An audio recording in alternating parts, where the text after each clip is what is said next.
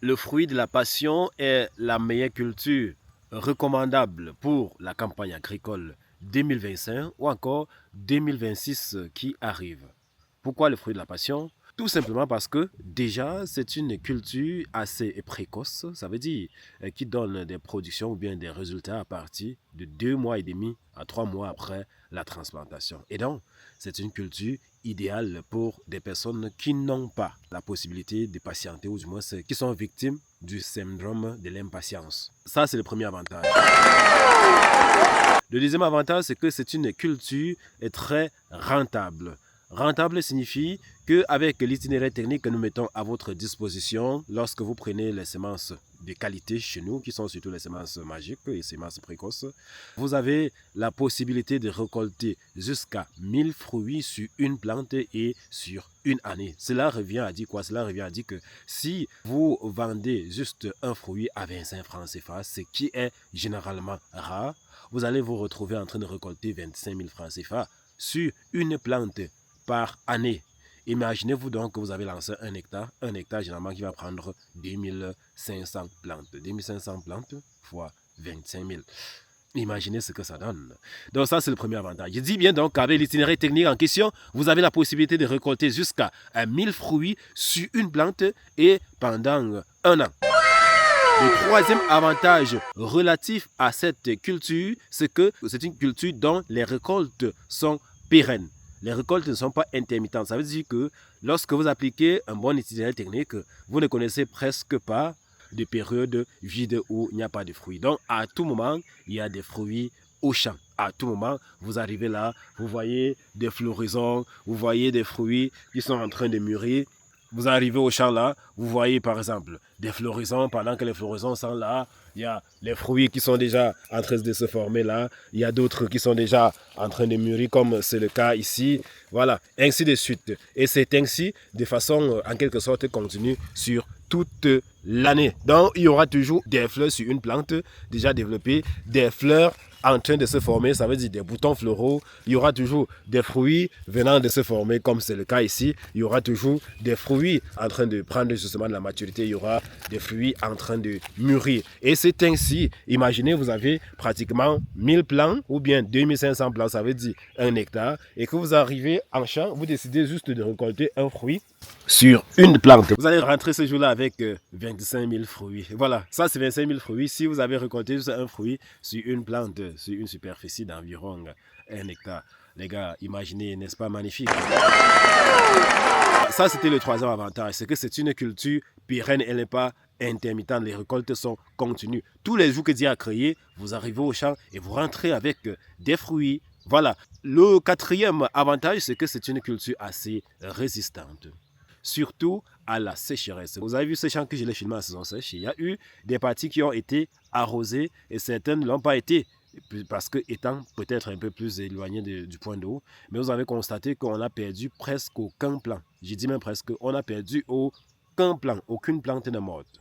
La plante a subi en quelque sorte le stress, c'est tout à fait normal. Mais la plante n'a pas cessé de grandir. La seule chose qu'elle a faite, c'est qu'elle a cessé tout simplement de fleurir et par conséquent de produire. Et donc, si on avait juste un calendrier d'arrosage permettant d'avoir ne serait-ce que l'arrosage 1 à 2 fois par semaine, on n'aurait pas connu d'interruption. Et donc, lorsqu'on dit que c'est une culture presque dont les récoltes sont pérennes, il faut comprendre que ceci est donc aussi en fonction du respect de l'itinéraire technique. Donc, si vous respectez toutes les conditions, ça veut dire que vous irriguez en saison sèche. Vous mettez les engrais chimiques ou bien biologiques idoines, surtout équilibrés. Vous entretenez votre champ, vous luttez contre les maladies cryptogamiques à l'heure, vous luttez contre les mauvaises herbes. Vous aurez en quelque sorte les fruits de qualité et surtout en quantité, ceci durant toute l'année. L'autre avantage, c'est que le fruit de la passion est rare. Ça, c'est un avantage. Vous savez tous, quand quelque chose est rare, elle est précieuse. Et donc, lorsqu'elle est précieuse, effectivement, le prix est élevé. Et c'est le seul à disposer qui fixe son prix. Voilà l'avantage avec le fruit de la passion.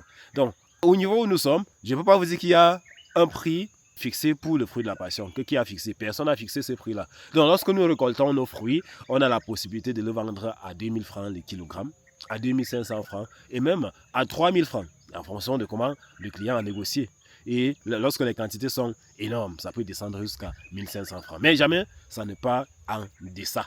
Voilà. Donc, c'est nous qui avions fixé cette norme-là de prix.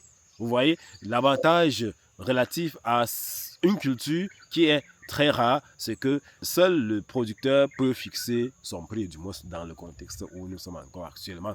Il y a des personnes qui vont vendre des kilogrammes jusqu'à 4500 francs. Allez même dans les supermarchés, vous serez stupéfait. Voilà. Donc, c'était là, en quelque sorte, quelques avantages relatifs à cette culture. Donc, en bonus, c'est que c'est une culture qui tolère des associations. Vous pouvez mettre le fruit de la passion au champ avec n'importe quelle culture. Avec du haricot, le macabo, les pommes de terre, les choux, les tomates.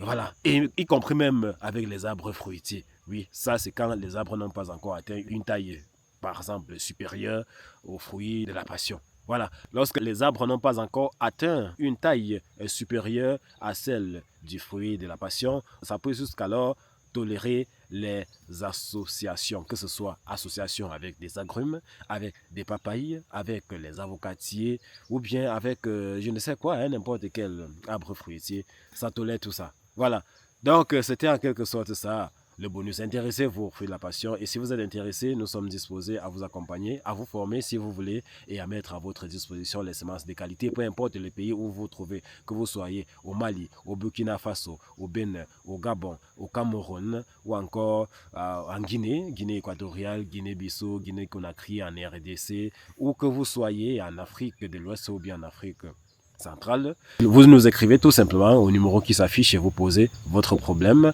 Et puis, une équipe se chargera de le résoudre. Donc, j'ai cité l'Afrique de l'Ouest et l'Afrique centrale parce que beaucoup plus les sollicitations viennent de là. Mais si vous êtes hors de ces zones géographiques que je viens de citer, vous pouvez toujours écrire et puis on trouve un moyen de gérer aussi votre préoccupation. Merci et rendez-vous à la prochaine capsule.